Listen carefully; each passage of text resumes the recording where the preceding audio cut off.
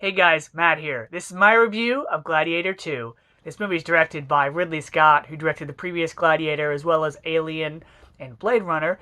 This movie stars Paul Mescal, Pedro Pascal, and Denzel Washington. Now, the plot of this movie is it's 16 years after the events of the original movie. And this story follows the events of a soldier on a quest for revenge after a tragic encounter with the Roman army. Now, when the trailer for this movie first came out, I was like, okay, this is a sequel that I'm sure nobody asked for, but I knew was in the works somehow, whether it was going to be about Maximus in the afterlife or it was going to be about a whole new character. So I was very intrigued. And then when I saw the cast in this movie, I'm like, yeah, I'm going to see that. Because you don't have a cast made up of like Pedro Pascal, Denzel Washington, and called Gladiator and it not be awesome. I didn't know if it was going to be a remake or a sequel. So, having seen the movie, I really enjoyed it. Here's why. Let me start with the acting in this movie. The acting, for the most part, is really good. And I say that because the lead, Paul Mescal, lacks the charisma, the gravitas, the screen presence that Maximus did in the original film. And you can't replace Russell Crowe. And this movie proves that. Instead, what Paul lacks in gravitas as your main character, it's made up for by the other actors as well as the plot and the story of the movie. Now, this movie also does have a couple more characters. It was almost like they needed to make the story better, so they threw in more characters to not only pad the screen time, but also add more intrigue to the story. Denzel Washington is really good in this movie.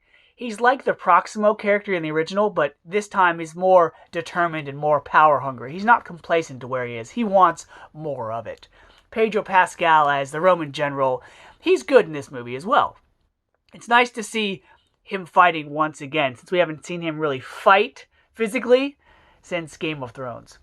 Connie Nielsen returns in this movie as well as another character, but I'm not going to spoil it. She's good as I'll say, as the mother of Lucius and someone who longs for her son, but also someone who's also in this new Rome 16 years later and having to have the memories of the gladiatorial games before and Maximus and all that. She carries that weight, and you can feel it. The two new additions to this movie are the two twin emperors, one of them played by Joseph Quinn and the other actor I'm not familiar with. They were fine. They're two characters who are a little out there, almost trying to outdo Joaquin Phoenix as Commodus, but these emperors were apparently real characters, real people, and they dealt with some sort of poisoning, because one of them, their cognitive abilities are not all there, but also, a lot of them died of like water and lead poisoning because of the piping system back then, so they're a little off. You have supporting cast members. You have Matt Berry as the new orator, who's very, out there. He's always drinking wine, so he's very outgoing. You have a small role played by Peter Messna, who was a nice little treat for me because this is an actor that we first were introduced in the movie 300. He was the messenger that got kicked into the hole. And then later, I saw him in Spartacus Blood and Sand as the Doctore. He's the guy that trains the gladiators. And so, for me, this was a full circle movie because Spartacus, was like the original gladiator story. And so to see him in this movie, that was a nice treat. He's in the beginning. He plays a Nubian soldier of Paul Mescal's character who injures his arm. His role is small but memorable. You also have Rory McCain from Game of Thrones in this, the Hound. He has a small role at the end of this movie. So, the acting from everyone was really good. Now, this movie, whether you like the mindset of if it isn't broke, don't fix it, is going to determine whether or not you like the story of this movie. Because it's very, very similar to the original. Almost beat for beat. You have but despite having a similar storyline, including moments of like between the gladiatorial games, you have two characters becoming friends or getting to know one another. Those moments were nice between Paul Mescal and the Doctor character. But also, certain characters, have layers to them. And as the movie progresses, it keeps the story interesting and intriguing when they develop, secrets are revealed. Characters, become things, both literally and figuratively. So that keeps the movie engaging to the audience. Now, I will say this movie has one score from the original, but it doesn't have the action, the loud, bombastic fight scenes from the first movie. And my guess is that because they didn't use that in the first movie, that music is just Pirates music.